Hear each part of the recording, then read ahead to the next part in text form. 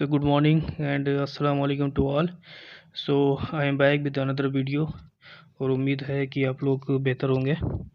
और इस वीडियो में आपको कुछ इंटरनल इन्फॉर्मेशन की बारे में बताने वाला हूँ ताकि आपको ये मालूम चल जाए कि मार्केट में आजकल चल क्या रहा है, कि किस तरह से कस्टमर डीलिंग हो रही है और लोगों से कौन कौन सी बातें नहीं बताई जा रही हैं।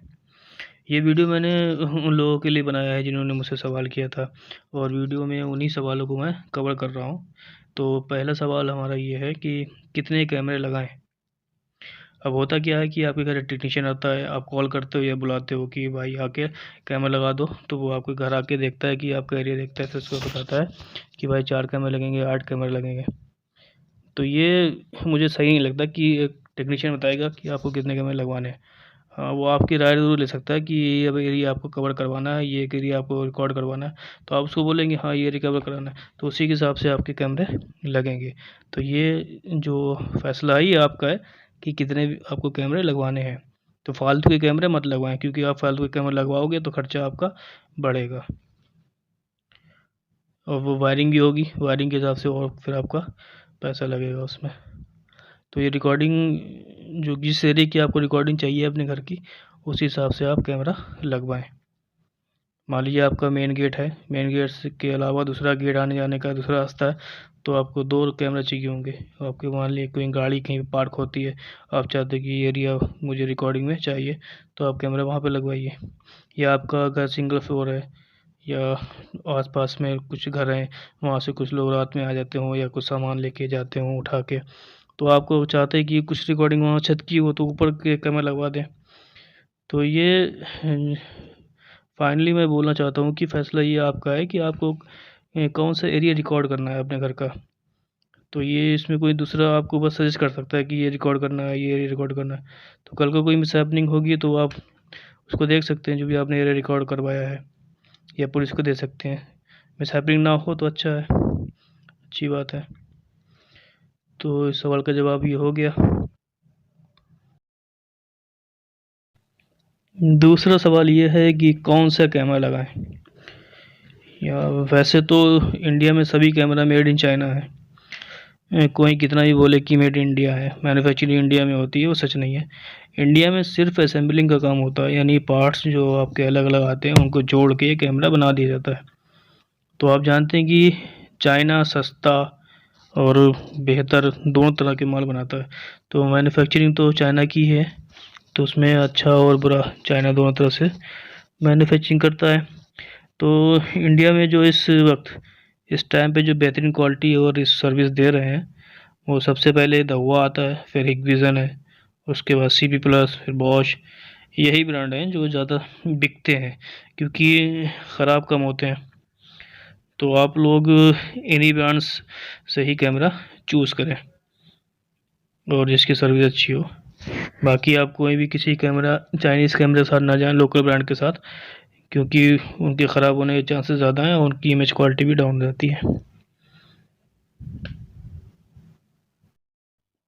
अगला क्वेश्चन है कितने मेगापिक्सल का कैमरा लगाएं। तो जो मैं कैमरा सजेस्ट करूँगा तो वो है 2 मेगापिक्सल कैमरा। इतना कैमरा बहुत है आपके घर के लिए और दुकान को कवर करने के लिए, क्योंकि ये बेस्ट क्वालिटी देता है आपको लो प्राइस में। अगर इससे कम का आप कैमरा यूज़ करोगे यानी 1 मेगापिक्सल, तो फिर आपको प्लेबैक में इश्यूज़ आएंगे, प्लेबैक में क्लैरिटी उतना नहीं मिलेगा, फेस साफ़ नहीं दिखेगा। तो आप 2 मेगापिक्सल लें, क्योंकि ये बेस्ट क्वालिटी दे देगा आपको लो प्राइस के साथ में। अगर आप इससे ऊपर जा रहे हो तो उससे क्या इशू है कि 5 मेगापिक्सल की डी अवेलेबल है मार्केट में, लेकिन वो आपकी रिकॉर्डिंग 2 मेगापिक्सल पर ही कर रहे हैं। कहने को 5 मेगापिक्सल है, आप कैमरा भी 5 मेगापिक्सल लगा दोगे उसमें, लेकिन वो रिकॉर्डिंग आपको कंप्रेस करके 2 मेगापिक्सल के हिसाब से ही करते हैं। 5 मेगापिक्सल के डी जो कि 80 से 90% ऐसे डी मार्केट में अवेलेबल हैं कि आपको 5 मेगापिक्सल का बता के बेचेंगे, लेकिन वो आपकी क्लैरिटी जो आपको 2 मेगापिक्सल के हिसाब से ही देगा।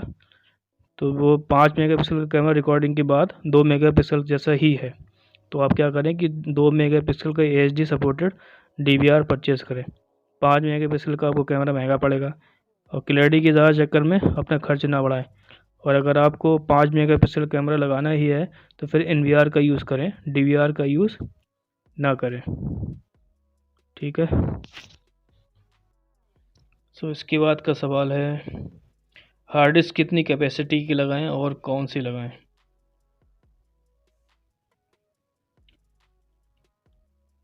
ऐसा है कि 500 GB की जो हार्ड डिस्क है आपकी मार्केट में, वो न्यू अवेलेबल नहीं है। जो भी आ रही है रिपेयर्ड आ रही हैं, या फिर आपका ओल्ड वर्जन आपको मिलेगी 500 GB की।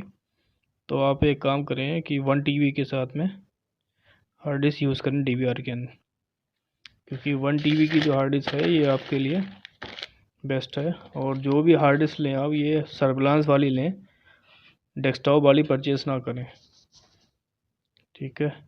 और ये अगर आप 2 मेगापिक्सल का कैमरा यूज़ कर रहे हो, करीब 4 कैमरे, तो उसमें आपको ये 11 से 12 दिन की रिकॉर्डिंग दे देगा, अगर आप बिटरेट 2048 पर रखे हो कैमरों को। अगर आप बिटरेट ज़्यादा बढ़ा दोगे तो फिर आपकी ये रिकॉर्डिंग डेज के आधे हो जाएंगे, यानी 6 डेज़ की आपको रिकॉर्डिंग इसकी मिलेगी। और आपको वो कैसे किस तरह से निकालना है कि कितने कैमरे आपके कितनी स्टोरेज लेते हैं, तो उसके लिए एक हिगविजन का एक टूल मैं आपको एक लिंक पे दे दूँगा, उसके थ्रू आप उसकी कैपेसिटी निकाल सकते हो कि कितने कैमरे के लिए कितनी आपको हार्ड डिस्क ज़रूरत पड़ेगी। तो 7 से 8 दिन आपके लिए बहुत ज़्यादा है रिकॉर्डिंग के लिए, क्योंकि इतने दिन में अगर कोई भी आपके यहाँ इंसिडेंट हो रहा है या कोई भी घटना हो रही है, तो आप उसको बैक डेट में जाकर देख सकते हो। क्योंकि 7 दिन के बाद क्या होता है, जो आपकी पहले दिन की रिकॉर्डिंग बनी है वो रिमूव हो जाती है और नई रिकॉर्डिंग बन जाती है। तो 7 days are sufficient for you.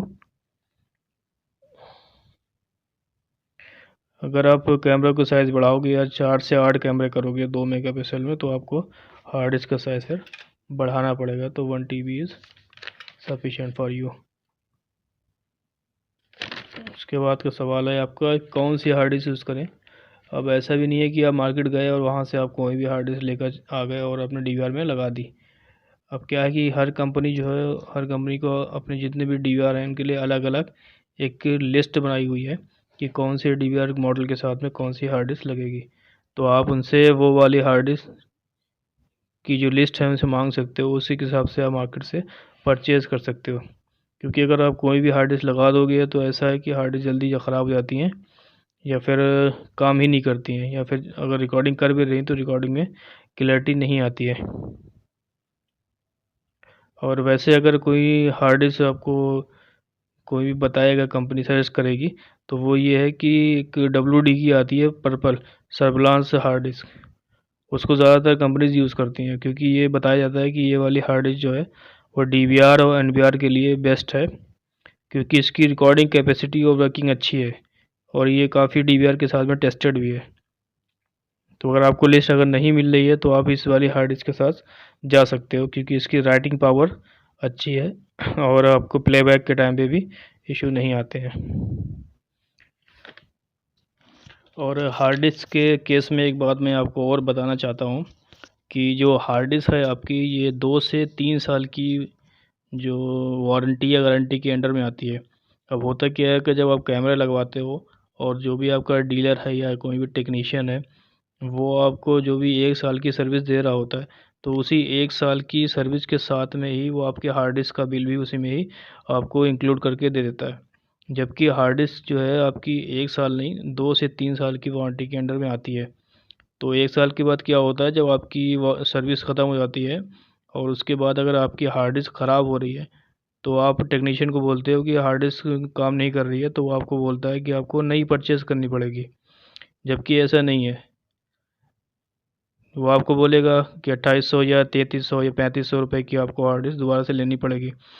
अगर आप यही हार्ड डिस्क का बिल अलग से लोगे, यानी जो आपने मटेरियल आपने यूज़ हुआ है घर के अंदर आपके, उसको तो आप एक बिल में ले लो, लेकिन हार्ड डिस्क का जो बिल है वो आप अलग से लो। या फिर आप ऐसा कर सकते हो कि हार्ड डिस्क को आप ऑनलाइन प्लेटफॉर्म से परचेज़ करो या किसी दूसरी शॉप से परचेज़ करो। क्योंकि आपकी अगर 1 साल की अगर सर्विस ख़त्म हो गई है और आपकी अब 1 साल के बाद में आपकी हार्ड डिस्क आपको ख़राब हो रही है, तो आप उस हार्ड डिस्क को निकाल के ले जा सकते हो शॉप पर, वो आपको रिप्लेस कर देंगे या फिर आपको रिपेयर करके दूसरी दे देंगे बिना खर्चे के। उस पर का आपको कोई खर्चा नहीं होगा, क्योंकि उसकी जो वारंटी है वो 2 से 3 साल तक की होती है, ठीक है। तो हार्ड डिस्क का बिल जो है आप अलग से लें, उसी में इंक्लूड ना कराएं जो भी आपका बिल आपको आपका डीलर दे रहा है। अब मैं कुछ आपको शॉर्ट पॉइंट्स से दे रहा हूँ। इन पॉइंट्स से आपको सभी सवालों के जवाब शॉर्ट में मिल जाएंगे और आपको समझ आ जाएगा कि किन किन बातों का आपको ध्यान रखना है, ज़रूरी है। और मेरा जो अगला वीडियो आने वाला है उसमें मैं आपको बताऊंगा कि जो घर में या शॉप में अब कैमरा लग जाने के बाद यानी इंस्टॉलेशन कंप्लीट होने के बाद डीलर या टेक्नीशियन से आपको कौन कौन से सवाल पूछने हैं, यानी ट्रेनिंग कैसे लेनी है। उस वीडियो में मैं आपको जो बातें बताऊंगा, जो चीज़ें मैं कवर करूंगा, वो काफ़ी इम्पोर्टेंट पॉइंट्स हैं आपके लिए। जैसे कभी कभी डीवीआर में पासवर्ड लग जाता है, तो पासवर्ड को ब्रेक करने का तरीका क्या है, पासवर्ड कैसे लगाना है, ऑनलाइन पासवर्ड कैसे लगता है और ऑफलाइन पासवर्ड क्या होता है। और उसके अलावा कि डीवीआर में एक गेस्ट के रूप में एक पासवर्ड लगता है, यानी सारे लोग ही आपकी जो डीवीआर में रिकॉर्डिंग वगैरह होगी उसको डिलीट ना कर सके या रिमूव ना कर सकें। कभी कभी लोग हार्ड डिस्क को फॉर्मेट कर देते हैं, कोई घटना हो जाती है, तो उस तरह से भी आप उसमें पासवर्ड लगा सकते हो कि कोई भी बंदा हर चीज़ नहीं देख सकता आपका। फिर मैं आपको कैमरे की सप्लाई और डीवीआर की सप्लाई के बारे में बताऊंगा कि वो अलग अलग कैसे आपको पहचाननी है। रिकॉर्डिंग जो आपकी हार्ड डिस्क में हुई है उसको पेन ड्राइव में कैसे बैकअप लेना है आपको, और पेन ड्राइव में बैकअप लेने के बाद उसको लैपटॉप पे चला के भी देखना है आपको कि वो कैसे, कि वो चल भी रही है कि नहीं, खाली रिकॉर्डिंग हो रही है आपकी खाली हार्ड डिस्क में। और डीवीआर का डेट एंड टाइम चेंज करना, क्योंकि डेट एंड टाइम बहुत ज़रूरी है, वरना हार्ड डिस्क में रिकॉर्डिंग आप ढूंढते रह जाओगे, आपको रिकॉर्डिंग नहीं मिलेगी। डीवीआर को लोकल लैपटॉप से या मोबाइल फ़ोन से कैसे देखना है, मोशन पर रिकॉर्डिंग कैसे लगानी है, वो एक कंप्लीट वीडियो होगा आपके लिए। तो तब तक के लिए अपना ख्याल रखिए। गुड बाय एंड अस्सलाम वालेकुम।